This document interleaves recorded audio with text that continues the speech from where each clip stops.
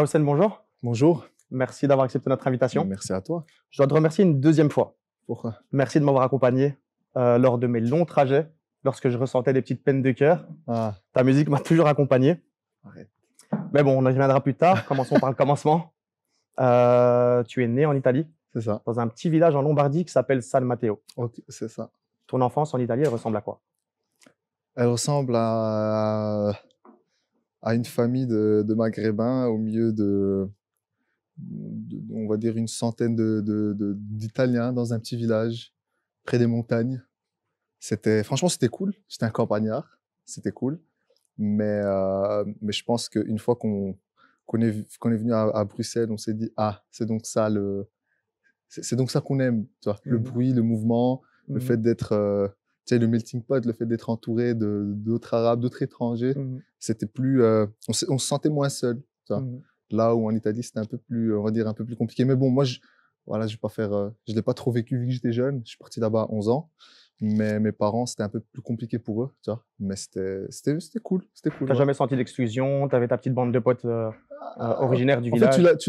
tu la comprends plus tard, tu vois. C'est plus tard où tu te dis, ah, on était, en fait, on habitait tous dans un bloc, où, en fait, il y avait une famille de Sénégalais, deux familles marocaines, et mon oncle qui habitait tout seul. Et du coup, en fait, j'étais le seul rebeu de l'école. Du coup, quand tu passes du seul rebeu de l'école à un rebeu parmi tant d'autres, tu te dis, ah, c'est plus cool, tu vois. Il y a d'autres personnes qui me ressemblent. Là où, quand tu grandis dans un petit village, c'est un peu plus compliqué. Donc, mais voilà, c'est des bons souvenirs, hein, c'est cool. Ça a quand même dû être un petit peu compliqué parce que tu arrives en Belgique, à Anderlecht, donc à Bruxelles, mais tu parles pas le français à ce moment-là? Non, absolument pas. Ton intégration? On va dire, comme je t'ai dit, une fois que tu arrives, tu découvres qu'il y a plein de gens qui te ressemblent. C'est-à-dire, moi, je me rappelle mon premier jour, j'étais arrivé en 6e primaire. C'était en 6e primaire, j'étais venu au milieu de l'année. Et comme tu as dit, je parlais pas français. Est-ce que je le parle encore? Je sais pas. Mais T'essayes en tout cas. j'essaye. Et en fait, ce qui était facile pour nous, c'est qu'à Anderlecht, il y a beaucoup d'étrangers, il y a beaucoup d'Arabes. Et du coup, ça t'aide un peu à trouver tes repères. Tu vois, en classe, t'arrives, quand ils voient que t'es bloqué, ils appellent la meuf qui parle en arabe pour t'aider. Si t'as envie de faire des courses, il y a moyen de se débrouiller en arabe et demander un truc. Donc, ouais, je parlais aucun mot. Et le fait d'être entouré des gens qui me ressemblent, on va dire, ça a facilité ton intégration, en fait. Totalement. Ok. Et puis ton attrait pour la musique, je te demanderais de te souvenir de deux moments.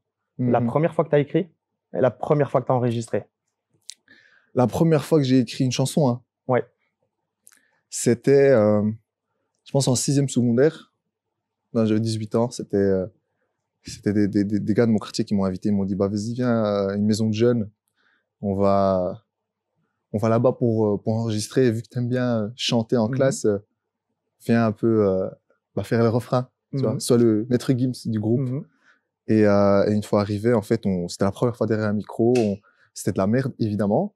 Mais le mec, il nous a donné des cahiers, il nous a dit, maintenant, vous savez quoi, il faut écrire, quoi. Vous devez écrire vos propres chansons, vous devez trouver vos prods, pas les prendre sur YouTube et tout.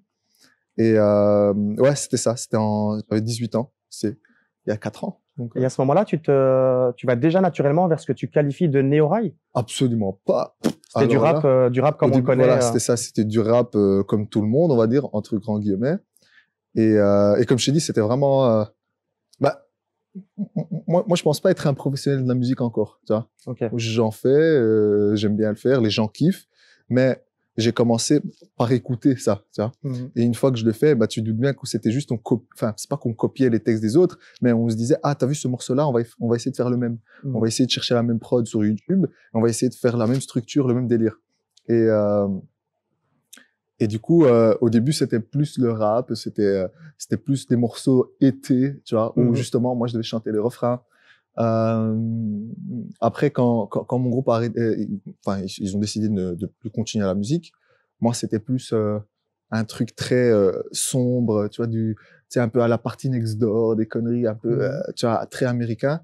Et c'est après où, en fait, je me suis dit, quitte à me lancer vraiment, je dois me lancer pour que ça fonctionne, tu vois. Et en fait, c'était en 2016, je pense, c'était l'été 2016.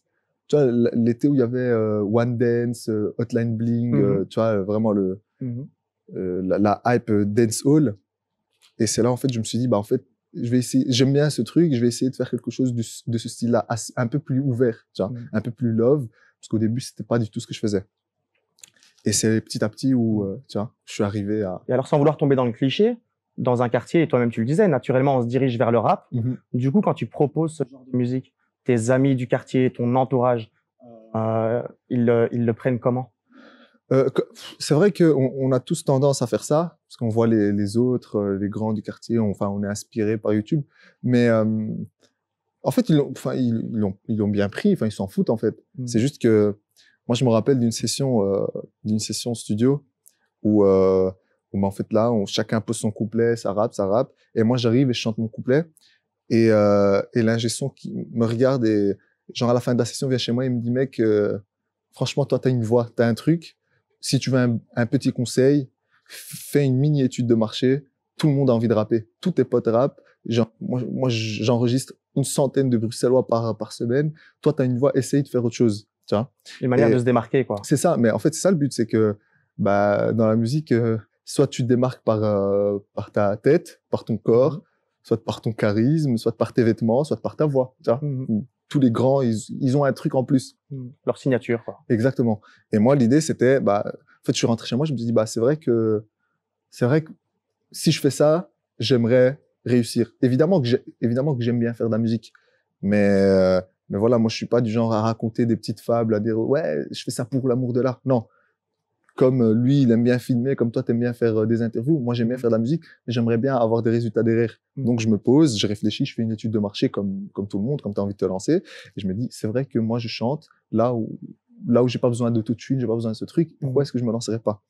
Et une fois que j'ai sorti mes 2 premiers morceaux, bah, les gars, ils étaient, ah ouais. Et aujourd'hui, ce qui est marrant, c'est que quand j'arrive, tu sais, dans mon quartier, etc., ces gens-là qui, t'auras tendance à croire, bah, en fait, ils sont rap à fond, et non, nous, c'est street, mais c'est les premiers à me dire, toi, c'est fort ce que tu fais, c'est bien, tu te démarques, tu vois. Ils ont cette intelligence, ils comprennent ça, tu vois.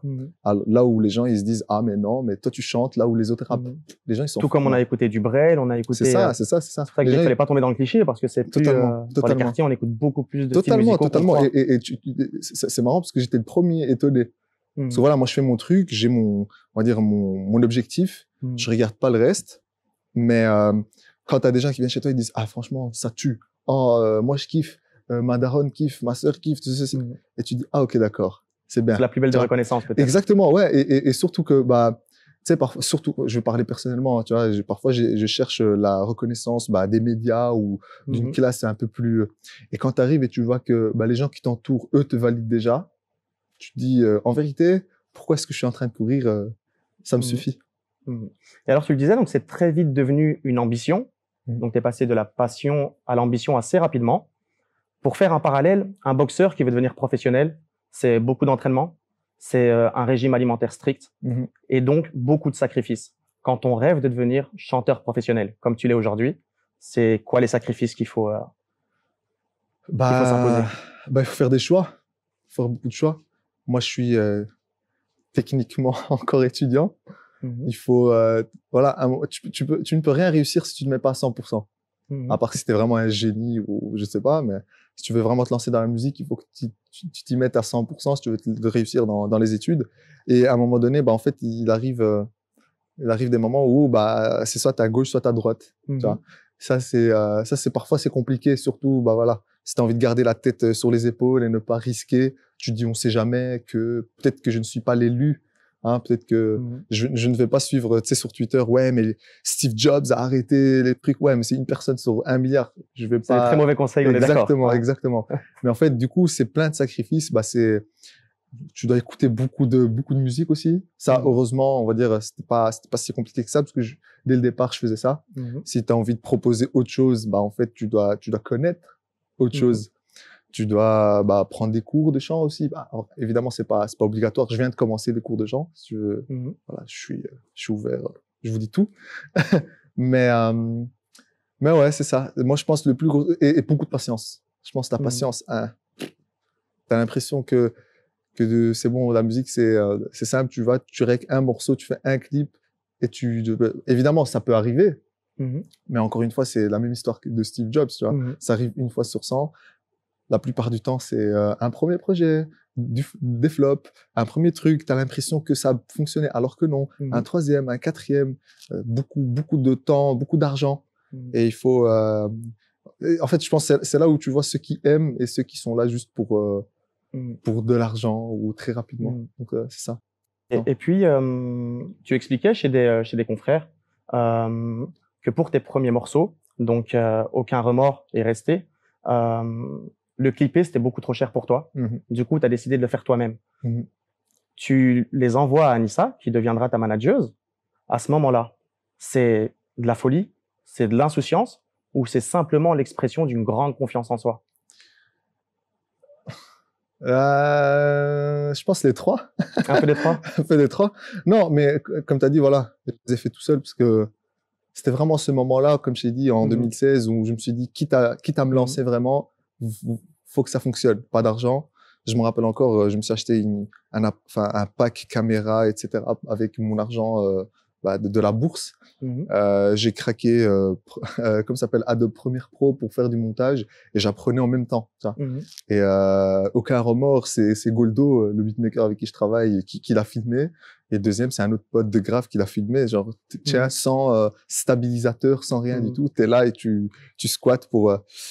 Et en vrai de vrai, je me rappelle, je faisais genre 1000 vues en un mois ou un truc du style et je pensais déjà que j'étais une star. Tu vois, je me rappelle surtout après Rester. En fait, tout s'est passé après Rester. En fait, honnêtement, ça s'est passé en une semaine. Je sors le clip de Rester. Nikita de Aloha News m'envoie un message sur Facebook. Il me dit, j'organise une soirée dans un café à Molenbeek. Viens chanter. Vince de Fun Radio me dit, viens faire une émission, je t'invite. Darez m'invite à Rabel. Tout ça la même semaine. Et en fait, bah, voilà, quand t'as ça la même semaine et que t'as 1000 vues, 2000 vues, c'est bon, pour toi, t'es Drake, quoi. Et voilà, je fais tout ça, je fais de la promo, je leur dis, venez, on va aller, tu sais, je fais ma petite promo pour la soirée. Donc, un grand engouement autour de toi. C'est ça, c'est ça. Et c'est ce qui te permet d'y croire et de... C'est ça, exactement ça. Et en fait, moi, à ce moment-là, en fait, avant, on va dire un mois avant, j'avais envoyé un petit pack sur Insta à Anissa. Je me rappelle, c'était Damso, il avait posté une photo, il a fait l'erreur de la taguer. Et moi, je suis parti, je lui ai envoyé, mais c'était un pack, tu vois, quand je te disais, c'était des morceaux un peu plus sombres, un peu plus bizarres, de la merde. Et je lui avais envoyé un Dropbox. Et du coup, je lui dis, honnêtement, le message, c'était bonjour, je vois que tu es la manageuse de Damso. Où est-ce que je peux trouver un manager? Aussi innocent que ça. Tu sais, je m'attendais vraiment à ce qu'elle me dise, bah ouais, je suis inscrite sur management.com, va chercher d'autres personnes. Je pensais que c'était ça. Elle m'a dit, envoie-moi. Je lui envoie la merde. Elle me répond pas, ce qui est normal. Un mois plus tard, comme je t'ai dit, je sors Rester, j'ai cette petite semaine de folie. J'arrive à la soirée et je me rappelle, Yusra Dari me dit, les gens, ils ont grave kiffé, est-ce que t'es chaud de repasser? Genre, on parle d'un petit café, il y avait 50 personnes. Je me rappelle encore, je chantais, il y avait Luce. On était le même truc. Et elle me dit, viens, repasse. Je dis, OK, j'arrive, salut, c'est encore moi, Tabzem, blablabla, on rechante. Et là, elle est dans un coin, elle me filme. Elle faisait, j'ai découvert après un Facebook Live. Et je chante, bravo, merci, ciao, au revoir, je suis même pas payé, rien du tout. Je sors, et le temps d'arriver au métro, bah, en fait, je reçois un message de Anissa qui me dit, en fait, je t'ai vu. C'est vrai que tu m'as envoyé de la merde, mais ce que tu as fait là, bah, c'est mieux. Viens, on va discuter. Tu vois. Donc, c'était... Et tu prends conscience de l'opportunité qui s'offre à toi? Bah oui. On parle quand même de la manageuse d'un des artistes les plus en vogue à ce moment-là. Totalement. Moi, à ce moment-là, je me dis, c'est bon, je signe au Real Madrid. Je serai à la banquette, évidemment, mais je suis au Real Madrid. Tu vois. Donc, mais t'inquiète, tu doutes bien que je suis pas... Elle m'a appelé, je lui ai dit, tu sais quoi, vaut mieux m'appeler vite parce qu'il y a Sony qui veut me signer. Tu te doutes bien, c'est la vérité. Mais tu vois, j'ai fait un peu le daze, mais on s'est vu genre quelques temps après. Et en fait, ça c'est intéressant parce que les gens, tu sais, ils ont parfois des idées par rapport à la musique, le truc. T'as l'impression c'est juste, voilà, on te donne de l'argent et tu signes et c'est bon. Non, il y a beaucoup d'humains là-dedans. On s'est posé, on a bu un truc, on a parlé beaucoup de temps avant même de signer, de commencer à travailler ensemble. C'était 5 mois avant, tu vois. Donc, il y a eu l'humain qui s'est installé et on s'est dit, bah, Et alors, une fois que c'est fait, justement, cette collaboration, qu'est-ce qu'elle t'apporte concrètement? Des choses que tu n'avais pas avant de la rencontrer, avant de travailler avec elle. des contacts et de l'argent. Bah, parce qu'elle me produit, tu vois, c'est pas juste ma manageuse. Bah, la petite caméra sans trépied devient un réalisateur avec des lights, avec des trucs, tu vois, des idées, plus de moyens, des contacts, tu vois, sans pour autant, encore une fois, parce que moi j'aime bien tu sais, être honnête avec les gens qui pensent que, alors que, tu vois, sans pour autant avoir tu sais, un piston où genre elle claque des doigts et tu deviens Ouais, c'est pas aussi simple que ça. C'est ça, parce que plein de gens pensent que c'est ça. La musique, tu signes, tu touches 100 000 euros, tu fais un featuring avec Booba ou Drake ou Damso et c'est fini. Non, c'est pas ça. En fait, c'est que le début d'un long travail. Exactement. Donc c'est, tu vas, tu parles avec des gens, tu fais des clips, on te paye des sessions de studio, des conseils, tu vois. Et c'est ça, c'est avoir une team. Et alors, c'est la première étape d'un plan prédéfini, ou alors tu es quelqu'un qui fonctionne à l'instinct et qui calcule pas du tout? Non, c'était un plan. C'était un plan? C'était déjà planifié. Moi, moi, je suis quelqu'un qui passe beaucoup de temps à réfléchir dans sa chambre, tu vois.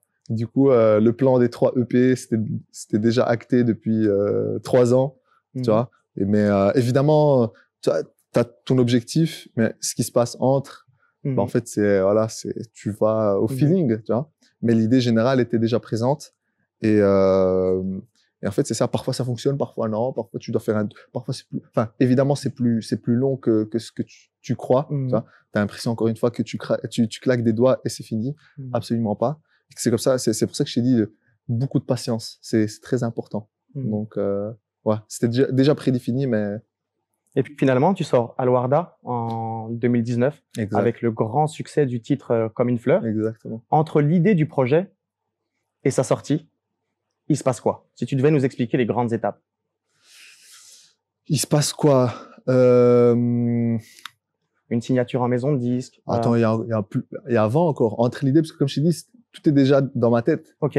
On me propose de me produire une personne et qui abandonne l'idée, tu vois. Et du coup, elle me pousse à sortir mes propres morceaux tout seul, parce que en fait, j'allais faire la plus grosse erreur de ma carrière, c'était que j'allais sortir Comme une fleur, pas pour moi. Enfin, la moitié de Alouarda, j'allais sortir dans un EP sur SoundCloud, sans clip, sans rien. Et je me rappelle, cette personne m'avait dit non, mais non, il faut faire des clips, il faut ceci. Attends. Et moi, en attendant qu'elle travaille avec moi, en fait, j'avais une petite haine. Je me suis dit, mais putain, elle m'a menti, elle veut plus travailler avec moi, cette personne. Tu sais quoi? Je vais faire mon truc. Donc, c'était ça la première étape. C'est un premier projet avorté, puis des premiers clips, une rencontre, puis une signature en édition. Ouais. Et encore des clips. Et c'est là où il est sorti. Ouais. Et donc, la notoriété, tes premiers concerts, tes millions de vues sur YouTube, ça se traduit comment dans ta vie de tous les jours? Au quartier, les proches, les amis? Encore une fois, les gens pensent que, alors que non. Tu vois, les gens, tu sais, il y a toujours il y a toujours ce truc de, il a percé, il a changé. Je suis venu en tram, là. Tu vois ce que je veux dire? Ouais. Donc, les gens, ils pensent que, des millions de vues, des millions de streams, des concerts, première partie de Zénith, boule noire, j'ai annoncé une ancienne Belgique, malheureusement, c'est pas fait. Tu penses que, waouh, c'est bon. Du coup, tes potes, parfois dans la rue, les gens t'arrêtent un peu plus, tu vois, pour prendre des photos. Ta famille pense que t'es millionnaire, alors que pas du tout, tu vois. Mais concrètement, ça n'a rien changé à ma vie. En vrai de vrai. J'habite encore chez mes parents. Je suis encore posé, je joue au foot au quartier, je sors, je marche dans la rue, tu vois. J'essaie de ne pas me prendre la tête, tu vois, et prendre la grosse tête et me dire c'est bon, j'ai fait X millions de vues. Parce que, tu sais, c'est très éphémère, ça passe très vite. Peut-être les 10 millions de vues, ils sont au Maroc, pas ici en Belgique, et les gens, ils pensent que je suis une star, alors que non, peut-être je suis connu un peu plus. Le plus important, c'est de rester serein, continuer à travailler, pas prendre la grosse tête. C'est ça. Et, non, je dirais, il faut la prendre un tout petit peu. Un tout petit peu, mais pas, ça doit pas devenir une maladie ou que, justement, tu changes, tu vois. Il faut que les gens pensent que tu es devenu quelqu'un d'autre et que tu les étonnes en leur disant non, les gars. Ouais, j'ai tout ça, mais il n'y a rien qui change. Mais du coup, il y a quand même une grande différence entre ta vie professionnelle, du coup, les loges des grands plateaux télé, les salles de concert, les beaux studios pour enregistrer, et ensuite ta vie privée. Tu es toujours dans le même quartier, etc. C'est difficile quand même de passer d'un monde à l'autre. Ouais. Franchement, pour le moment, depuis on va dire le succès de Ça fait Salina, c'est un peu, on va dire un peu chiant parce que je me trouve le cul entre deux chaises, c'est ça? C'est ça. C'est que, comme je t'ai dit, t'as l'impression que parfois, t'es une star. Et en fait, ça dure une semaine et après, tu rentres chez toi. C'est pour ça que je t'ai dit, il faut faire ce travail-là soi-même, tu vois. Il faut se dire, je dois pas prendre la tête, je dois pas penser que je suis quelqu'un. Parce que, comme tu as dit, en fait, tu passes une semaine au studio avec des superstars françaises, t'es en DM avec des superstars internationales. Et après, après, tu fais la vaisselle, quoi. Et mentalement, faut être, c'est mentalement surtout qu'il faut être fort, qu'il faut être préparé. C'est là aussi peut-être l'importance de ton entourage, de bien s'entourer. Totalement, ouais, c'est ça. Que ce soit la famille, que ce soit l'équipe, que ce soit les potes, tu vois. Mais aussi, moi, je pense qu'il faut faire vraiment, c'est l'artiste lui-même qui doit faire cet effort-là. Si quelqu'un peut se perdre, c'est pas mon équipe. Si moi, je décide de me perdre et m'imaginer quelque part alors que je ne suis que aux prémices de ma carrière, ça sera ma faute, quoi, tu vois. Et donc, tu évoquais Ça fait Salina, qui est présent dans ton deuxième EP. C'est un carton, cette chanson. Et tu l'interprètes en live sur le plateau de Click. C'est Canal+, la plus grosse chaîne française. Est-ce que tu peux nous raconter cette expérience? C'était stressant, parce que le EP venait de sortir. Je ne savais pas vraiment à quoi m'attendre, en fait. Et fun fact, l'équipe voulait que je chante Habibati, qui n'était toujours pas sorti à ce moment-là. Ils m'ont dit, viens, on le fait là-bas. Je leur dis, non, les gars, je sens que sur Twitter, les gens kiffent ce morceau-là. Et en fait, moi, j'avais fait exprès de le mettre en dernier de la tracklist pour que les gens, ils streament tout pour y arriver. Et je me rappelle, le soir du 22 novembre, tout le monde était sur Ça fait Salina. Et je leur dis, les gars, on va le faire. Je pense pas que c'était le morceau pour Canal+, le public, etc. Parce que voilà, tu répètes un mot en arabe 30 fois. C'était le cas parce que voilà, dans les commentaires, il y a plein de gens, mais c'est quoi ça? C'est quoi cette musique? Mais ça m'a permis en fait d'enchaîner avec le clip et 10 millions de vues plus tard, quoi, tu vois. Donc c'était marrant. C'est encore une fois, tu vois, c'est relié à ta question d'avant. C'est une fois t'es là au quartier, le lendemain t'es avec Mouloud, ouais, voilà, t'as Canal+. Et là, avec Mouloud Achour, devant Michel Denisot, je crois. C'est ça, il y avait plein de gens connus. Franck Dubosc. Je me rappelle pas vraiment. Je peux dire, le stress, je voyais rien. Devant moi, avec les caméras et moi qui essaye de chanter. Mais, du coup, le soir, tu rentres chez toi, encore une fois, rebelote au quartier. Ouais. Donc, c'est un peu ce zigzag un peu difficile. Mais avec quand même, la fierté de ce que tu viens d'accomplir. Ah, totalement. Ça, tu t'arrives, t'es en mode, oui, c'est moi. Mais encore une fois, moi, je suis pas quelqu'un, tu sais, je suis pas quelqu'un qui, évidemment, je fais des petites blagues en mode, ouais, je suis le meilleur, je me la pète, parfois, pour rigoler, on va dire. Mais, comme je t'ai dit, moi, je pense que j'ai déjà fait le travail moi-même de pas me prendre la tête et de pas m'imaginer certaines choses. Tu vois. Du coup, quand les gens, ils sont en mode, waouh, t'as fait ce truc. Tu minimises un peu les choses. C'est ça, waouh. Et en fait, parfois, je minimise un peu trop. Du coup, j'oublie de les vivre, tu vois. Waouh, t'as fait 2M, la plus grande télé marocaine. Ouais. Pourquoi? Parce que je sais que, en fait, je préfère minimiser cette réaction pour ne pas risquer de me la péter. Tu vois. Je préfère me dire, ouais, alhamdoulilah, ciao, que me dire, ouais, t'as vu, mais putain, je suis une star, ouais, tu vois ce que je veux dire? Et puis surtout, ça t'empêche peut-être de te dire, ça y est, c'est bon, j'ai coché telle case, maintenant, c'est bon, je peux arrêter. En fait, là, maintenant, t'as toujours faim, t'en veux toujours plus. Exactement. Moi, je me rappelle après la boule noire, pardon, pas la boule noire, c'est quoi la salle, la Botanique? Après Botanique. Ton premier concert, hein? C'est ça, mon tout premier. Waouh. La preuve que moi, je me rappelle. C'est là où je suis rentré chez moi et j'ai un peu réfléchi par rapport à ce que t'as dit. Parfois, en fait, tu minimises le truc, tu oublies de le vivre à 100%. Et surtout aussi parce que tu as certains objectifs et du coup, tu profites pas des petites choses que tu fais. Et je me rappelle, après le premier projet, mais en fait, c'était ça que je faisais. C'est que je sortais mon premier morceau, je faisais mon premier concert. Non, Pourquoi? Parce que dans ma tête, je vise encore plus haut, tu vois. Juste avant le botanique, je suis parti voir Damso au Bercy, tu vois. Du coup, quand tu vois 15 000 personnes chanter et que tu arrives, en fait, l'image, elle reste ancrée dans ta tête et tu veux, tu te dis non, je veux ça. T'es éternellement insatisfait, en fait. C'est ça. Mais heureusement, en fait, j'ai fait ce travail et maintenant, je profite. Tu sais, T'arrives à prendre la juste mesure. Exactement. Maintenant, je coche, tu sais, parfois, je coche les petits trucs. Parfois, quelqu'un me répond et je suis en mode, waouh, je suis trop content. Alors qu'il t'a juste répondu oui, non, tu vois. Mais pour moi, c'est une petite coche. Je préfère profiter des petites choses. Et ouais, j'ai fait clic. Ok, c'est pas grave. Pour ne pas retomber sur, tu vois, sur cette énergie-là où je vise, ah non, mais moi, je veux faire l'SNL ou un truc en Amérique. Non, non, non. Je profite des petites choses. Je suis là avec vous. Je suis content. Le décor, il est bien. J'espère qu'on n'est pas une petite chose quand même. Non, si, vous êtes une très belle chose. Et puis, donc, ton deuxième EP, t'as pas pu le défendre, malheureusement, à cause de la crise sanitaire. Enfin, le défendre. Tu n'as pas pu rencontrer ton public. Ouais, c'est ça. Ça a été compliqué pour toi de travailler avec la crise sanitaire qu'on a connue et qu'on connaît toujours? Bah, comme tu as dit, le fait de ne pas le défendre, c'était chiant. Surtout avec Safé Salina et tout le reste. Bah, en fait, c'est le moment où, voilà, le moment attendu de, voilà, ton hit, bah, reste à la maison. Je te mens pas, les 2 premières semaines, c'était cool de confinement parce que j'étais un peu fatigué. On venait de faire des clips, blablabla. Mais à un moment donné, bah, quand tu restes 5-6 mois à la maison, c'est tu doutes bien qu'il y a plus d'inspi, il y a plus rien à faire. Tu sors, pourquoi? Tout est fermé. Tu vois, tu peux pas créer de l'art en tant qu'artiste. Mais malheureusement, voilà quoi. C'est ce que tu veux faire d'autre.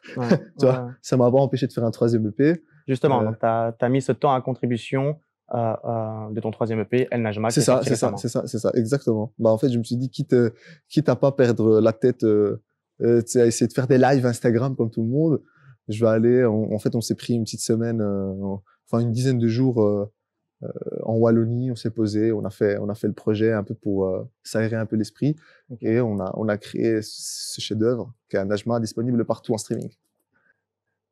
Mais ce qu'on remarque, c'est que comme dans des 2 projets précédents, il n'y a pas de featuring. Exactement. Pour quelle raison? Tu veux la réponse directe? Non, tu peux, on a le temps. Tu peux développer. Non, j'allais dire que tu veux une réponse directe. Honnêtement, parce que je suis petit à personne. C'est ça que je te dis. La réponse directe, je suis petit à personne. Ok. Il n'y a pas de featuring, cousin. Je veux pas. Je reconnais l'esprit bruxellois là. Non, mais maintenant je vais développer pourquoi. En tant qu'artiste en développement, ayant des contacts, c'est facile de demander un featuring à quelqu'un de plus connu. Le problème, c'est que, et ça c'est des faits avérés, tu peux regarder des vraies preuves, si tu es un petit artiste et tu ramènes un gros artiste, les gens cliquent pour le gros artiste. Ils veulent écouter son refrain, ils veulent écouter son couplet. Et bon, toi, on t'oublie en fait. Tu vois. Mais au-delà de ça, je veux dire, il n'y a pas des artistes avec lesquels tu as envie de collaborer, dont l'univers te parle? Oui, maintenant. Parce que ma trilogie, elle est finie. Okay. En fait, pour moi, c'était... Je me présente au public. Voilà, mon premier point, c'était je ne veux pas faire de feat pour pas...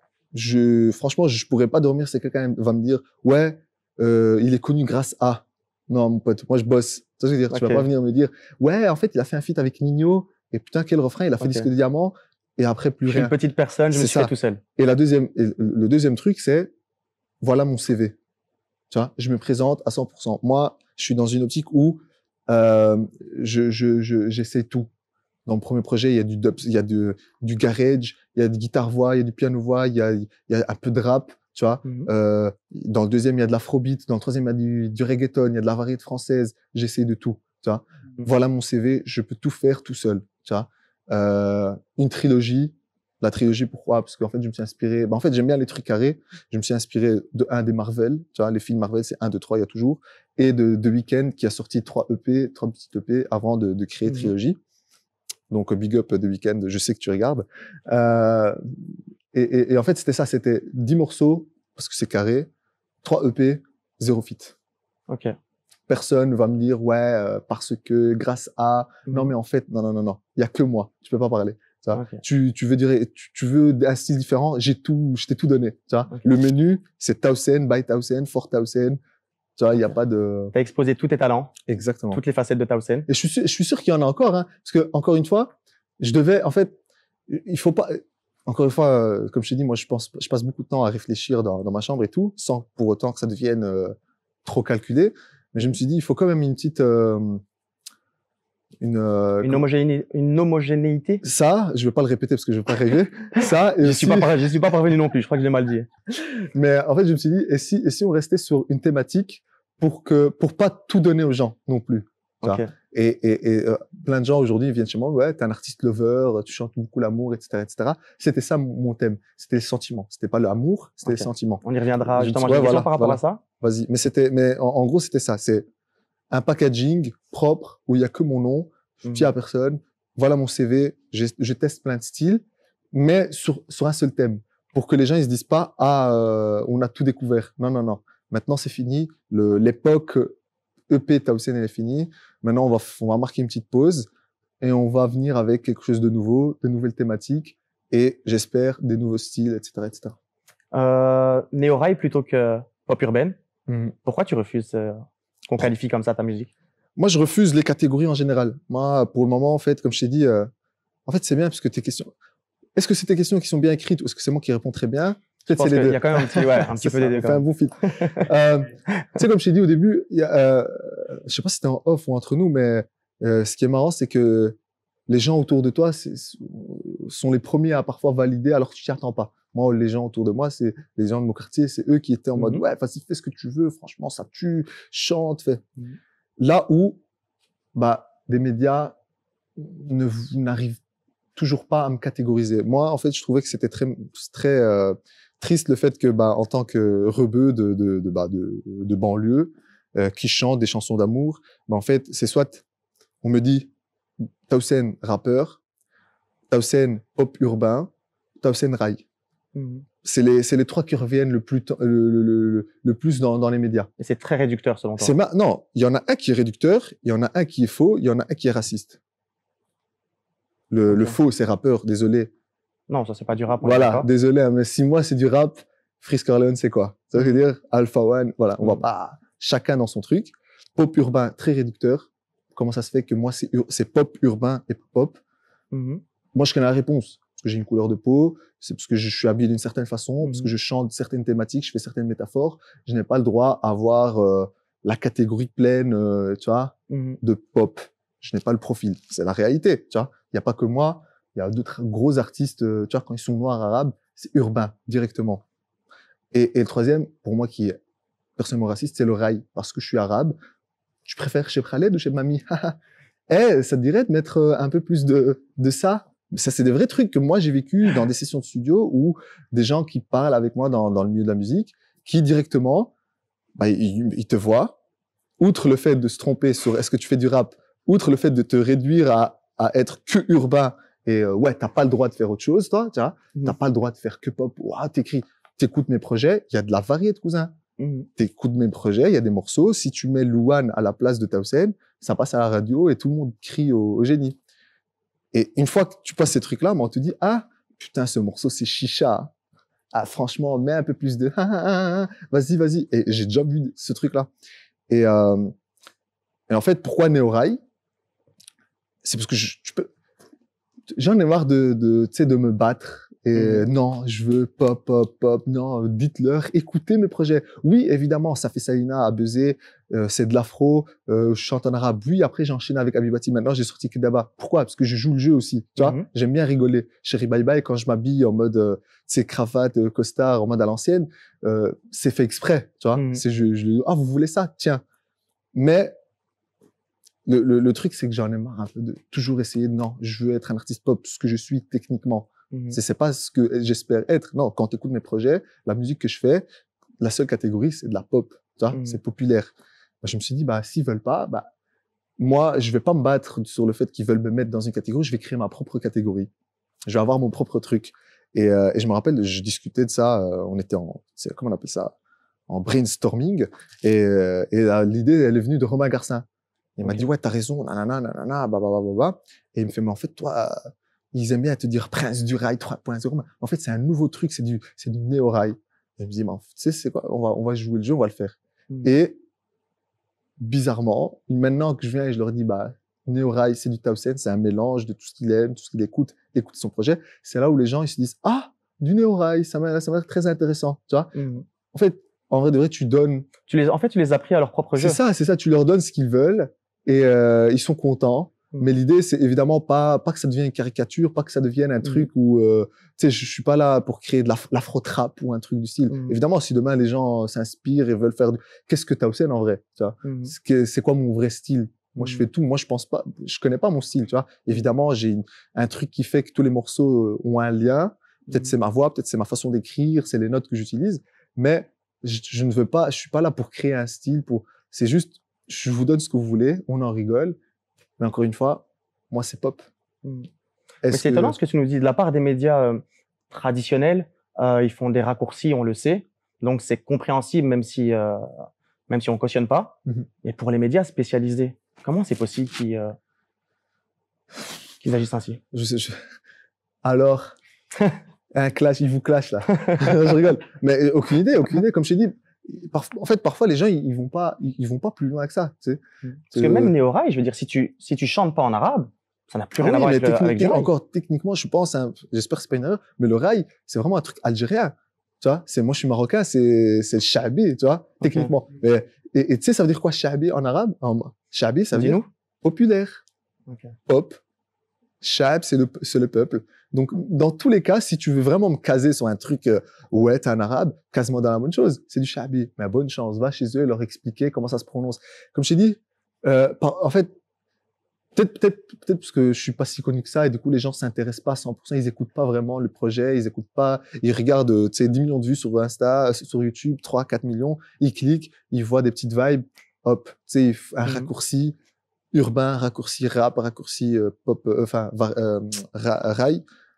En vrai de vrai, moi, je leur en veux pas. Il y avait un moment où, en fait, j'étais deg. Je me dis, mais pourquoi? Mais comment, l'ami? Mais comme je t'ai dit, je préfère, moi, je dépenser de l'énergie pour rien. C'est ça. Moi, pour être honnête, j'ai eu ce petit moment-là de, ouais, mais pourquoi? Mais c'est difficile. Mais pourquoi eux et moi, ils regardent, écoutent ça, là? Alors, je me dis, tu sais quoi? Allez, Néo-Rail, venons, on rigole. Et voilà, quoi. Je suis un génie incompris, quand même. Et alors, tu le disais, tu chantes pas l'amour, tu chantes les sentiments. C'est ça. Selon moi, il y a quelque chose qui te relie à Stromae, dans le sens où Stroma ou Stromae, je sais pas comment on dit. Stromae, moi je dis. Stromae. Comment ça, Stroma? Qu'est-ce qu'il fait? Allez, au revoir. Il a dit Stroma. Il est fou, lui. Désolé, hein. Dans le... J'ai rien à voir. Il a dit Stroma. Dans le sens où tu arrives à Stroms. Tu vois là, Stroma. Il est fou, Steve. Yo, Stroms. Je vais essayer de finir ma question. Dans le sens où tu arrives à enjoliver la douleur. C'est ça. Tu parles de déception amoureuse, tu parles de souffrance, tu parles de dépression, et tu arrives à enjoliver ça. Stromae, moi, à peine arrivé en Belgique, c'était Allons on danse. C'était le morceau où les gens m'envoyaient ça par Bluetooth.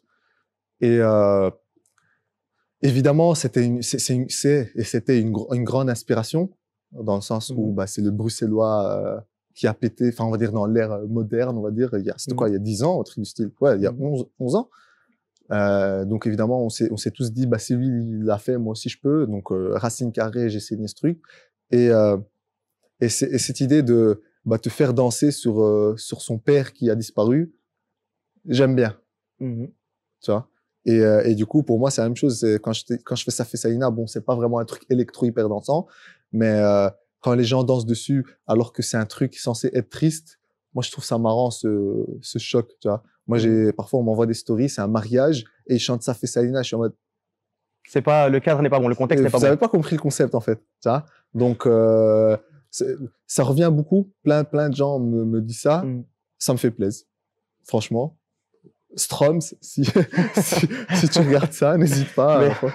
Du coup, l'inquiétude que j'ai, c'est que j'ai peur de te souhaiter le bonheur, de rencontrer quelqu'un, d'être amoureux, de fonder une famille, d'être heureux. Tu vas rigoler. J'aurais peur que tu sois plus capable de créer la même chose. Je suis en train moi, je me rappelle pas c'est quel morceau, mais dans le deuxième projet, un morceau heureux, je l'ai écrit en 1 mois. J'arrivais pas. les plus difficiles En fait, d'exprimer le bonheur que la douleur. quoi. honnêtement, ça c'est, je me rappelle, mais je me rappelle pas c'est quel morceau. Après, non, j'exagère pas, c'était un mois. Parce que moi, j'écris, tu sais, je me pose pas vraiment en Ok. écrivant. Mais il y avait un truc où je me suis dit, non, la thématique, là, je vais pas dire tu m'as quitté ou je t'ai quitté, on s'est disputé. Non, je veux un truc heureux, genre, positif. J'y Mhm. arrivais pas. Oh, c'est chaud.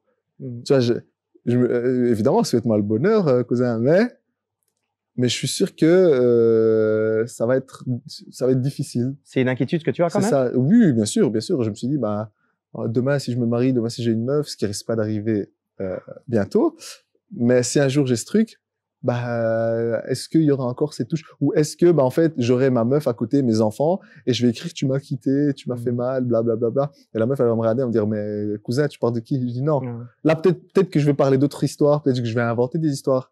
Mais je suis vraiment attaché à ce truc mélancolique, contradiction, dispute, tu vois. Mm. Mais souhaite-moi le bonheur, cousin. Inch'Allah. Donc, on doit aussi remercier la personne qui a écorché ton cœur, Les personnes. ça les va. personnes Une qui t'ont rendu, personne, qui t'ont rendu si triste. Tawsen, en tout cas, un grand merci à toi. Merci à toi. Merci pour le temps que tu nous as consacré. Merci On beaucoup. te souhaite tout le bonheur du monde, même Ah si ouais. on a peur au final de ne pas retrouver l'artiste qu'on aime. T'inquiète. Tu as choisi un mot. C'est le moment de ta carte blanche. Je te laisse seul face à la caméra. Un grand merci à toi. BX. Pourquoi? Parce que c'est notre ville. On essaie de la mettre toujours plus dans la carte du game musical, même si ça fait 5 ans. Mais maintenant, c'est la nouvelle vague d'artistes, de chanteurs, de managers, de médias. Donc, n'oubliez pas que tout ça, c'est pour la ville et c'est pour servir aux autres personnes. En tout cas, c'est ce que j'essaie de faire. Et j'espère que je le fais bien.